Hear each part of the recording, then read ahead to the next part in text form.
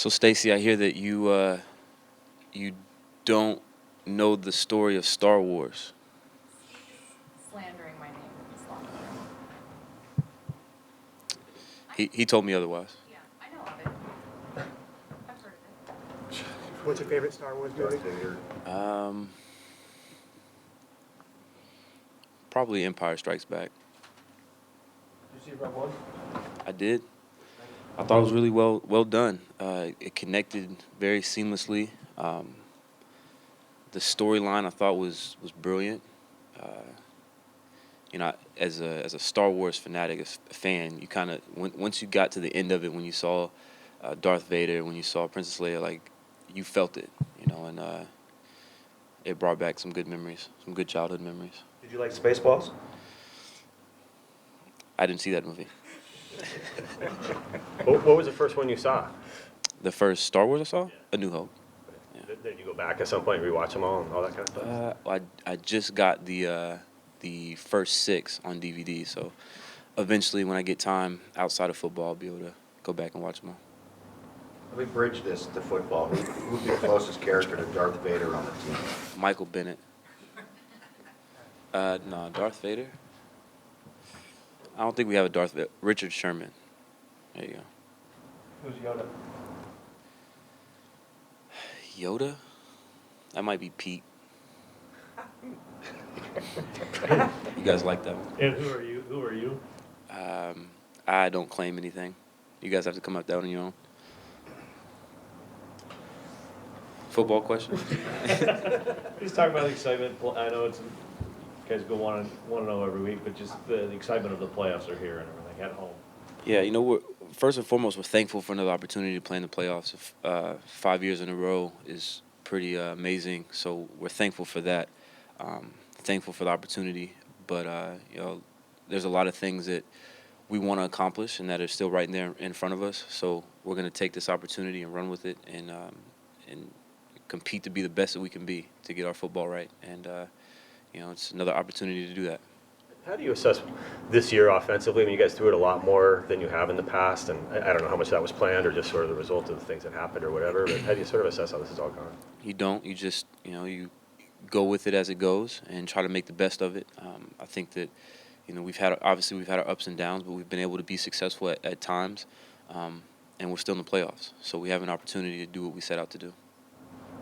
Have you felt yourselves offensively? And if so, when? Is there ever a point where you felt like, okay, we're back to our normal selves? At times. It hasn't been consistent, I'll say that. At what point did you feel like it might be getting there? Second half of the Arizona game, I felt like we were starting to feel like our normal selves, started to pick up our running game. The passing game was becoming efficient. And in the second half of this previous game, we had some, at times, moments and drives that felt like ourselves. But again, like I said, it's just not consistent yet. Doug, I think coming into the playoffs, we all think a team is supposed to be sort of fully formed at that point. They are what they are. But do teams change in the postseason like they change kind of at any other time? Is it possible to get on track in the postseason? Yes, I do think there's a possibility of doing that. You have to go on a winning streak, first and foremost, obviously. But I think what it comes down to is just winning, period, no matter what it takes. And so we've seen teams throughout the course of history struggle to win those games. They did whatever they had to do. The recent memory goes back to the New York Giants. When I think they were 9-7, and they ended up winning the Super Bowl. Nobody would say that they had got their football right by the time the playoffs had come. But, they clawed and scratched and found a way. So, it's no different. So did you want one more catch on Sunday? Were you asking them to get you one more? Honestly, I didn't even know where I stood until you guys said something to me after the game. But obviously, if we could go back, I would love to have, complete ownership of the record. But, the number one thing was for us to get that victory. So that was what was most important in the moment. Given the year you had last year and you signed a contract, you're going to get more attention from opponents. I mean, I know you've been downplaying it, but I mean, having a year like that, where you do all those things, I mean, are you proud of that and being able to have done that? Yeah, for sure. You know, I take pride in my craft. I work extremely hard, and you know, I've got great teammates around me that help me accomplish those things. But ultimately, our goal is to win games, you know, and to become champions again. And so, you know, yeah, you can look in that and be proud. But at the end of the day, you know, it's like the Golden State Warriors breaking the record for a number of wins in the season. But you know, all those accomplishments are great. But if you don't win it at the end, it just feels like it's all for naught. So. When you sign a deal like that, is there pressure to prove to everybody that I'm still going as hard as I ever had? A little bit. I think more so the pressure came from myself. It's like, all right, you did it once. Now let's see if you can do it again. You know, and that was more so the pressure was competing with myself. You know, I think I've matured to a point now where I'm not always trying to prove you guys wrong or my critics wrong, but more so just trying to prove myself right. And that's where it comes from. That's where the pressure comes from. Is more so trying to prove myself right again. Did you feel like opponents ever played you any differently this year or anything? They did.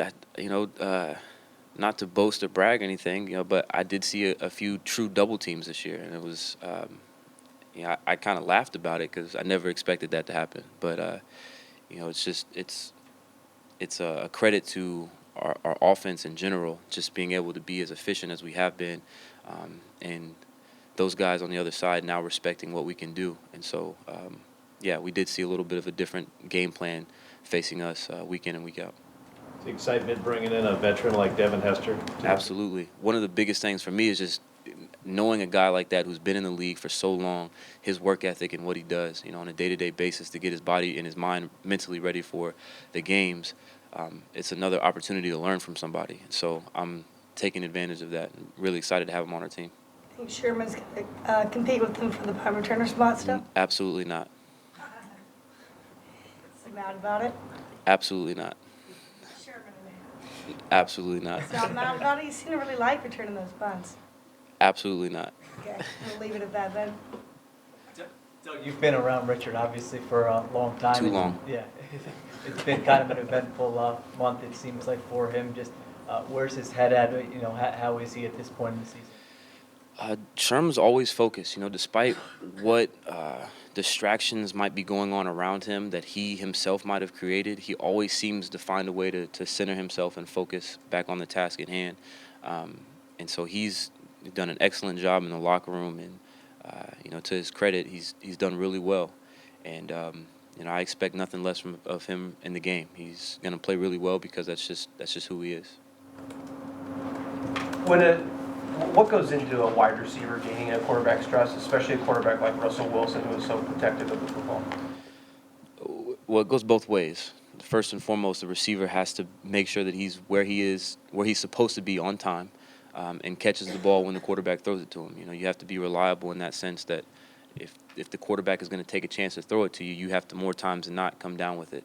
But it also, you know, goes back on the reverse side of it, where, you know, for myself in particular, I tell Russ, hey, I'm going to run this route a certain way because I see something in the coverage. And he has to trust me and believe me that I can get it done and that I will get it done.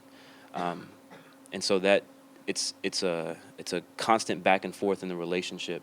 And, you know, sometimes you don't always see eye to eye. But the great thing about Russell and the relationship that we've had is that we're constantly trying to reach the same page. We're constantly trying to win games and be successful together. And so, you know, to his credit, he's been a great leader in that aspect, and he's made it really easy for us to have that relationship. Do you think getting it done in a game carries more weight than in practice as far as building the trust?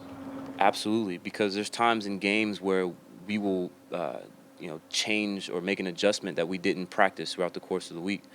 And he has to be able to trust me, and I have to be able to trust him. And to be able to have that trust built upon years and years of experience in games and in practice, you know, it's not even a second question. If I tell him, hey, I'm going to do this, or if he says, hey, I need you to do this, it's not even a question. We have that relationship, that trust in one another that we'll get it done because we want to win the game, obviously.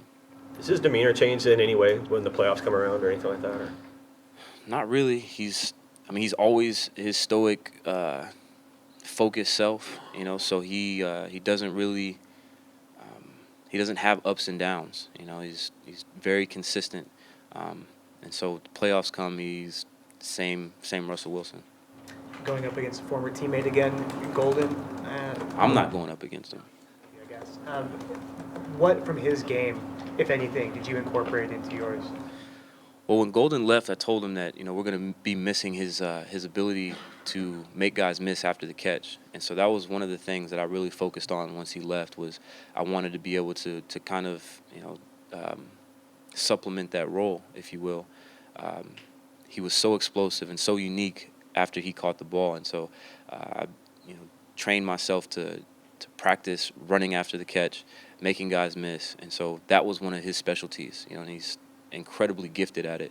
And so, you know, that was one of the things that always stood out to me, was his ability to make guys miss and to do things after the catch. Anything else? Thanks, Doug. Thanks, guys. Thanks, Doug.